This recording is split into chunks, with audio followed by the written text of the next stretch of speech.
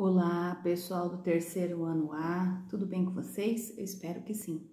Hoje nós estamos na aula do dia 3 de junho de 2021, tá? E eu mandei para vocês uma história bem legal para vocês assistirem sobre os ratinhos. Eles são interessantes, mostram um pouquinho sobre o gráfico, sobre como fazer as votações. Eu achei interessantíssimo para vocês. Aí depois eu passei para vocês um exercício deste livro aqui, ó. Como eu falei para vocês, esse livro Aprender Sempre, vocês vão me entregar no final do mês de junho para que eu possa corrigir, tá? Todas essas atividades, e ela vai valer como instrumento avaliativo, um dos instrumentos avaliativos deste bimestre, tá bom? Então, todos os dias eu tô fazendo com vocês as atividades de português e de matemática. Se você perder algum exercício, você vai lá na correção do dia, busca lá a correção e faz o exercício, porque eu vou olhar todas as atividades e eu tô corrigindo exercício por exercício de dentro desse livro, certo? Então, vamos lá. Hoje, eu passei para vocês duas páginas, certo? A página 14 e a página 15, que seria a aula número 9, Cartas para Agradecer. Essa aqui, ó. Cartas para Agradecer. Ontem a gente viu aquela carta que o pessoal do terceiro ano lá de Ribeirão Preto escreveu para os profissionais da saúde. Agora aqui nessa aula a gente aqui tá pedindo para fazer uma carta coletiva, mas não tem como a gente fazer uma carta coletiva. Então nós vamos fazer uma carta individual, cada um vai fazer a sua carta. Nessa carta você vai escrever sobre um agradecimento, vai ser essa a ideia, é um agradecimento para um profissional da educação, certo? E aí eu fiz para vocês um esquema, uma carta, tá? Um tipo de carta, um estilo de carta. Se você não sabe para quem você manda, você pode até copiar a mesma carta minha, não tem problema, tá bom? Então, olha lá. A carta que eu escrevi é a seguinte, ó. Primeiro, Araraquara, 3 de junho de 2021. Olá, querida professora Cíntia. Tudo bem com você? Espero que sim. Gostaria de agradecer pela sua aula. Suas explicações me ajudam a entender as matérias. É que eu tô vendo ao contrário, tá? Por isso que eu tô assim. Deus te abençoe. Um abraço, Júlia. Tá? Uma carta bem simples. E aí a gente pediu para vocês fazerem um roteiro de revisão, tá? Esse roteiro de revisão, ele tá aqui, ó, tá? E aí você vai ticando sim ou não, fazendo o X aonde você acha que tá certo, né? Então seria uma autocorreção da sua carta, que a carta você vai escrever aqui, ó, tá bom? Então, olha lá, local e data. Então, toda vez que a gente começa uma carta, a gente escreve o local e a data, tá? Você fez uma saudação? Sim, ó, coloquei, olá, querida professora Cíntia, né? Tem o destinatário? Sim, olha aqui o destinatário. O conteúdo da carta atende a finalidade estabelecida? Sim, né? O corpo da carta está bem escrito? Também. Você escreveu a despedida? Olha lá, um abraço é despedida, ó. Você assinou a carta? Júlia? Coloquei o meu nome, né? Coloquei o nome de outra criança, tá? E você usou letra maiúscula nos nomes próprios? Não usei, porque eu estou usando o quê? Letra de forma, letra bastão maiúscula. Então, não estou distinguindo os nomes próprios, tá bom? Por isso. Bom, essa seria a aula de português. Depois a gente combinou, né, de ir para a aula de geografia. A gente está usando esse livro aqui, ó. Currículo em Ação, Ler e Escrever, Sociedade e Natureza, tá? Tem esse desenho aqui desse menino, tá vendo? E a gente tá nessa parte 2, ó, do livro, ó, tá bom? Nessa parte 2 da página 89. Então, eu pedi para vocês lerem a página 89 e a página 90. Aqui vai falar sobre a cidade de São Paulo, os imigrantes. Imigrantes são as pessoas de outro país que entram no Brasil. Então, o italiano saiu do seu país, da Itália, porque estava passando fome, porque estava sem emprego e veio para o Brasil. Imigrante, isso. Migrante, migrar é sair então dentro do próprio Brasil, ir de um lugar para o outro. Sair de Araraquara, ir para Recife. Sair de Recife, ir para o Rio Grande do Sul, lá para Santa Catarina, tá? Sair de Minas Gerais, estado de Minas Gerais, Belo Horizonte e vir para a cidade de Araraquara, tá bom? Aí seria migrar, tá? Migrar. Emigrante é aquele que sai do Brasil, que é o brasileiro, e vai para morar em outro país. Como eu falei para vocês, tem bastante brasileiros, tem muitos brasileiros que estão saindo do Brasil para trabalhar o quê? Fora, tipo, em Portugal, morar em Portugal e trabalhar lá em Portugal. Então é o emigrante, ele está saindo, emigra. Imigrante, entra. Emigra, sai. Migra, fica trocando de lugar aqui dentro do próprio quê? Do próprio país, que é o Brasil, que é um país imenso, tá? Então, a cidade de São Paulo. A cidade de São Paulo ela foi fundada no dia 25 de janeiro de 1554, faz muito tempo que ela foi fundada. Ela foi fundada por padres jesuítas, o Anchieta e Manuel da Nóbrega, quando construíram o pátio do colégio que fica bem no centro da cidade. Então, a cidade de São Paulo começou com uma escola, olha que interessante. Com uma escola, o Colégio de São Paulo. Na época ela era apenas uma vila, mas ela cresceu muito até se transformar numa grande metrópole, uma grande cidade. Uma das maiores cidades do mundo, é a cidade de São Paulo. Lembrando que Araraquara fica dentro então do estado de São Paulo. E a capital, a cidade mais importante do estado de São Paulo, é a cidade de São Paulo. Cidade de São Paulo. Em meados do século XIX, que se iniciou esse movimento de imigração, as pessoas entrando no país para trabalhar, quando o governo favoreceu a entrada de grupo de pessoas vindas de diferentes países, como alemães, italianos, japoneses, árabes, judeus, portugueses e espanhóis, entre outros. Em São Paulo, o governo direcionou os imigrantes para o cultivo de café, tá? Da época, no interior do estado de São Paulo, pois na ocasião era o principal produto da economia. Minha família, como eu falei lá no presencial, meus avós, bisavós por parte de mãe, vieram trabalhar aqui perto da cidade de Araraquara e viveram numa colônia de café, uma colônia que colhia café, né? Família dos Galeazzi e dos Melozzi, família da minha mãe. Então, eu sou descendente dos imigrantes italianos. Olha que interessante, tá? Os meus avós, bisavós falavam italiano, eles passaram muito pra gente essa parte da cultura italiana. Então, muitos de vocês acreditam que também tem o que? Influência italiana também, influência espanhola, portuguesa. E eu já falei isso para vocês, perguntem para os pais, para as mães de vocês e para os avós também, que eles devem ter essas informações, tá bom? Na cidade de São Paulo, que é uma cidade onde temos vários tipos de imigrantes lá. Não tem só italianos, nós vamos ver que tem vários outros. Ficaram os imigrantes que não eram lavradores, que não gostavam de trabalhar na terra, tá? Que não eram agricultores e tinham outros ofícios. Então, sapateiros, fabricavam sapatos, marceneiros, fabricavam móveis, alfaiates, faziam ternos, roupas para homens, costureiras faziam roupas para as mulheres, tecelões fabricavam tapetes, construtores construíam casas e comerciantes que vendiam de todos os tipos de produtos. E dessa forma começaram a povoar a cidade de São Paulo, formando bairros nos quais prevaleciam diferentes grupos sociais, grupos afins, tá?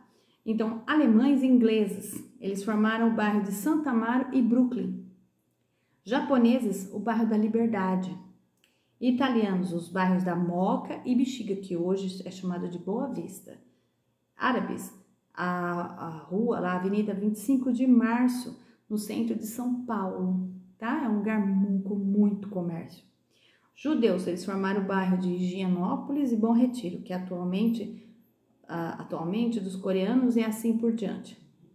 Os italianos, eles influenciaram muito na gastronomia, na comida, tá? E invadiram São Paulo com suas cantinas, né? Que eram os lugares onde come pizza, onde come massa, onde houve uma boa música, né? com pratos deliciosos das mais variadas massas, vinhos, com pizzas, músicas italianas ao vivo, que deixavam um ambiente alegre e prazeroso. E ainda influenciar a paisagem da cidade, com sua arquitetura, suas construções, né? Construindo filas de casas, sobradinhos ao estilo de sua terra natal. Trouxeram, então, a arquitetura lá da Itália para nós aqui no Brasil. Além disso, vieram também artistas como Lina Bobardi, ítalo brasileira, que fez o projeto do MASP, que é um museu muito legal, que tem lá no centro da cidade de São Paulo. Fica na Avenida Paulista. Museu de Arte de São Paulo, Assis Chateaubriand, tá? Ele é maravilhoso, lindo, é um projeto arquitetônico fabuloso. Entre outros italianos, um dos mais importantes é o Francisco Matarazzo, empresário que investiu em diferentes ramos. Ele iniciou o seu negócio com uma fábrica de banha de porco, mas aí depois ele ampliou com moinho de fabricar farinha de trigo, tecelagem Mariângela, com fiação e tecelagem, malharia, tintura, fábrica de óleos, fábrica de sabão, engenho de beneficiamento de arroz e depósitos e armazéns, transformando o empreendimento em um complexo industrial. Então, muita gente trabalhava lá nas indústrias do Matarazzo, tá? E ele se transformou, então, em Indústrias Reunidas Fábricas Matarazzo, nome que ficou muito conhecido entre os paulistas e os paulistanos na época. Os árabes, eles se desenvolveram muito no comércio, na venda, principalmente na rua 25 de março, com suas lojas com tecidos, armarinhos com botões, com apetrechos para colocar nas roupas, artigos de cama, toalhas, fronhas, roupa de cama, né, os edredons, na época, né, as coxas, toalhas de banho, toalhas de rosto, né, os vários tipos de toalhas. E eles trabalhavam também como mascates, com as mesmas mercadorias das lojas, profissão que designava os vendedores de porta em porta. Então, eles vendiam de porta em porta, em vez de ir lá, eles iam na rua, como aparece lá na música, né, que eu mostrei ontem, né, do Eu. Então, ele passava de casa em casa, vendendo vários produtos. Então, era vendedor ambulante, tá? Certo? Que eram os mascates. Os japoneses, eles estabeleceram comércio no bairro da Liberdade. E existem, na frente das lojas lá na Liberdade, estão escritos de japoneses, tá? Não tem só escrito em língua portuguesa, mas também aquele escrito em mandarim, tá? Com produtos alimentícios e artigos domésticos e vestuários da sua própria cultura, daquilo que eles gostam. Além dos restaurantes também, com as comidas típicas do Japão. Os judeus se firmaram na confecção de roupas masculinas e femininas, tá? Na região do Bom Retiro, em particular na rua José Paulino. E outras famílias de imigrantes criaram empresas e ajudaram dessa forma a movimentar São Paulo, como Moinho, a Santista, fábrica de tecido Tatuapé, Orion, fábrica de pentes e botões, entre outras. E assim São Paulo se tornou um grande centro comercial e gastronômico. Tá? Gastronômico de comidas, vários tipos de comidas, estilos, cultura, economia. Com tantas indústrias também, ficou conhecida por seu parque industrial. Muitas indústrias, umas ao lado das outras. Indústrias enormes, não eram pequenas não. Dessa forma, a cidade avançou na economia enquanto sua população crescia, atraindo pessoas de vários lugares do país. Né, como os estados do sul, do sudeste, do nordeste principalmente, do próprio interior do estado, que em sua maioria trocavam o trabalho da lavoura pelo trabalho das indústrias e o comércio lá na cidade de São Paulo, como promessa de prosperidade de uma vida melhor na cidade. Os nordestinos contribuíram, principalmente aqueles que vivem na região nordeste do Brasil, contribuíram para a construção da parte civil dos edifícios, das construções dos prédios que temos lá na cidade de São Paulo. Mais recentemente, nós vemos então a chegada dos bolivianos e peruanos que trabalham na indústria de confecção de roupas e têxtil de roupas, né? Mas à medida que a população da cidade foi aumentando, houve a necessidade de mais casas, mais moradias, né? Que avançaram para a zona rural de forma desordenada. Sem espaço, houve então a verticalização da cidade, o crescimento de prédios de casas, que é mais fácil, né? Uma casa em cima da outra. Primeiro ocorreu no centro da cidade, onde foram aparecendo aqueles arranha-céus, né? Arranha-céus por quê? Porque é um prédio bem alto, parece que ele está arranhando o céu. E depois prédios residenciais que substituíram as casas nos bairros. Com o progresso, houve a necessidade de outras providências para tornar a cidade melhor, né? A malha viária da cidade, aumento do tamanho do movimento dos carros, tá? As ruas mais largas, né? E as avenidas também, viadutos, túneis, para dar vazão então ao trânsito, né? A locomoção do grande número de carros e veículos de todos os tipos que existem lá na cidade de São Paulo. Seu crescimento trouxe para os paulistanos alguns problemas também, a poluição sonora, a poluição do ar, tá? Poluição da água e os engarrafamentos, que dos carros ficam todos parados esperando para poder o quê? Para que o trânsito flua ali. Se acontecer algum acidente, fica horas ali esperando, né? Dependendo do acidente. E inundações, por quê? Porque a poluição, a sujeira começa a encher os bueiros e a água não tem para onde sair. Ali nós vemos o asfalto e o concreto, então não tem como a água penetrar na terra. Aí acontece o quê? As inundações, perto principalmente dos rios, que existem vários rios que atravessam a cidade de São Paulo, como o Rio Tietê.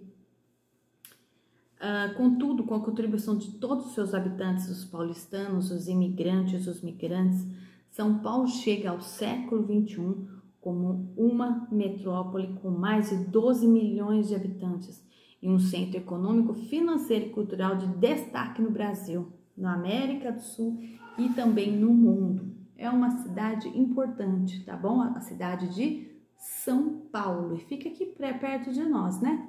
Não tá tão longe. Nós estamos, então, pessoal do terceiro ano, na cidade de Araraquara, mas é o estado de São Paulo.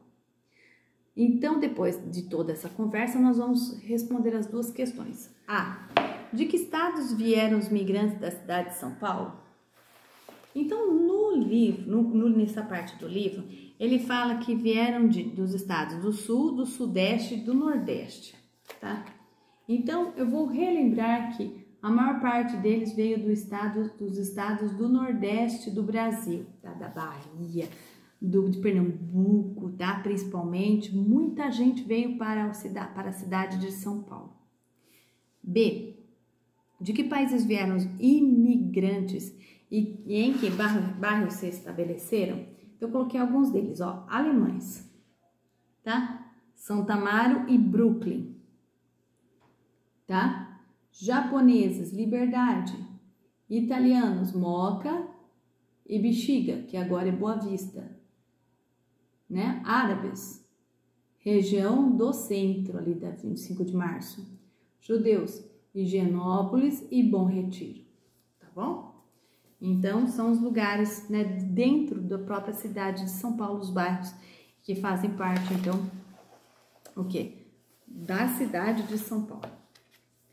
Lembrando que a tarefa que eu passei para vocês é para você lembrar um costume de um alimento que a mamãe, o papai, ou a vovó, né? A mamãe aprendeu com a vovó e a vovó aprendeu com a bisavó a fazer um prato que é um costume da família de vocês.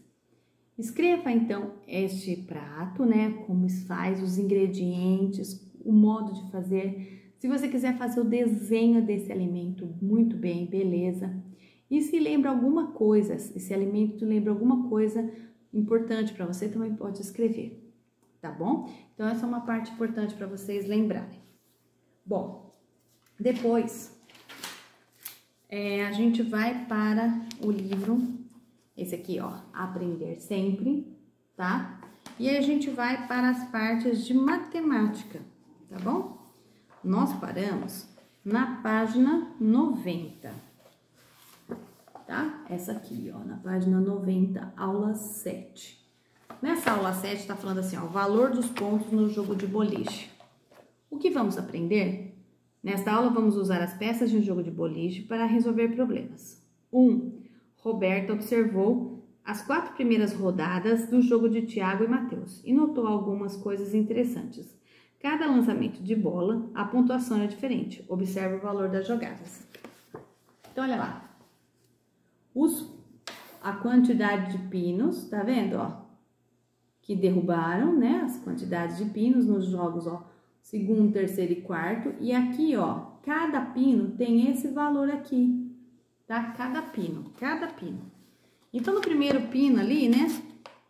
Como foi o primeiro lançamento? Então, o valor de pontos são 2 pontos cada pino. Ele derrubou 7 pinos. Então, se ele derrubou 7 pinos, então 2 mais 2 mais 2 mais 2 mais 2. Então, você vai fazer 7 vezes o número 2. Então, tudo isso aqui, ó. 2, 4, 6, 8, 10, 12, 14. Então, 14 pontos, né? 14 pontos. Ou 7 vezes o número 2 é igual a 14 pontos. 7 vezes 2, 14. Aí depois fala para ajudar a Roberta a encontrar a quantidade de pontos dos outros lançamentos. Olha lá. No segundo lançamento fica assim, ó. 3 mais 3 mais 3 mais 3 mais 3. Tá? Dá 15, ó. 3 mais 3, 6, 9, 12, 15. Ou 5 vezes 3 igual a 15. Aqui, terceiro lançamento, ó. 4. 4 mais 4 mais 4 mais 4, 16. Ou 4 vezes o número 4 é igual a 16. E no lançamento C, fica assim, ó. 5 mais 5 mais 5. 5 mais 5 mais 5 dá 15. Ou 3 vezes 5 igual a 15, tá bom? Aí depois a gente vai virar para a página 92. Aqui, ó. Página 92 dos cavalinhos. Vai trabalhar um pouquinho sobre sequência de cavalinhos. Roberta e Bruno foram ver o carrossel do parque e perceberam que os cavalos são pretos com crina verde e brancos com crina rosa. Ó, tá vendo esse cavalinho, ó? Preto com crina verde, branco com crina rosa, ó. Preto, branco, preto, branco, preto. Tá vendo? Aí fala assim, você identifica um padrão na sequência dos cavalos? Sim. Sim. E aí pergunta assim, e qual deve ser a cor do próximo cavalo? A cor, o branco, cavalo branco, tá? Porque o último é o preto e o próximo é o branco, tá? B, de que cor deve ser o cavalo que ocupará a 10ª posição, número 10? Então, a gente vai pensar o seguinte, ó. 1, 2, ó. 1, 2, 3, 4, 5, 6, 7, 8, 9, 10. Então, preto, branco, ó. Preto, branco, preto, branco, preto, branco, preto, branco, preto, branco. Então, o 10º cavalo é branco, tá bom? É assim que eu fiz. Depois, página 93. Nós temos outra tabela, tá? Aqui, tabela de brinquedos preferidos, olha lá. Tá vendo? Tabela de brinquedos preferidos da página 93. Tiago fez uma pesquisa com a turma da escola para saber quais os brinquedos preferidos do parque de diversões. Ele montou uma tabela com as preferências da turma e separou os votos das meninas e dos meninos. Então, carrinho bate-bate. Meninas 5, meninos 4. Total de votos 9. Carrossel de cavalinhos. 2 meninas, 3 meninos. Total de votos 5. Carrossel de caminhões. 3 de meninas, 1 de menino. Total de votos 4. Roda gigante, 6 meninas, 6 meninos, total 12. Xícara maluca, 4 meninas votaram, meninos 1, total de votos 5. E aí tem a total de votos aqui, ó, dos meninos, das meninas, dos meninos e o total de votos de todo mundo. E aí temos aqui 4 perguntinhas aqui embaixo, tá? 4 perguntinhas. Aí a gente vai responder essas 4 perguntinhas. Qual é o brinquedo que teve mais votos e quantos votos? Olhando lá na tabela, quem teve o maior número de votos foi a roda gigante, com 12 votos. Onde eu acho isso? Aqui, ó. Aqui, ó. Tá? A roda gigante tem... Deixa eu abrir aqui pra você. A roda gigante... Ó lá. Aqui, ó. 12 votos. Tá? Depois, Qual brinquedo teve menos votos? Foi o carrossel de caminhões, com 4 votos, tá vendo? 4 votos. E aí, a gente vai olhar aqui de novo, ó. 4 votos aqui, ó. Carrossel de caminhões. Depois, C. Há brinquedos com a mesma quantidade total de votos? Seria o quê? Empatou? Algum desses brinquedos empataram? O que teve empate foi o carrossel de cavalinhos e a xícara maluca, tá? Com 5 votos cada um. São esses, ó. Aqui, ó. Esse e esse, tá? No livro. E depois, qual brinquedo teve a mesma quantidade de votos de meninos e meninas? Então, a gente vai olhar aqui, ó. Foi a roda gigante, ó. 6 e 6. Aí, eu somando tudo, deu 12. Então, na letra D, roda gigante. Tá bom? Então, essas são as respostas dos exercícios de hoje, certo? Para vocês saberem. O importante é que vocês façam com calma, mas vão fazendo, que aí, quando terminar todos esses conteúdos, a gente vai o quê? Pegar todas essas atividades, dar uma nota para vocês de 0 a 10. Então, não deixe para trás, coloque em ordem o seu caderno, coloque em ordem seus livros, deixe tudo em ordem, vai fazendo um pouquinho por dia, porque aí você não fica para trás e ao mesmo tempo fica bem organizadinho, tá bom? Qualquer dúvida, envia lá no nosso WhatsApp e depois que terminar tudo isso daqui, todo esse conteúdo, pode enviar lá a foto que eu vou estar esperando, tá bom? Uma ótima noite para vocês. Tchau, tchau.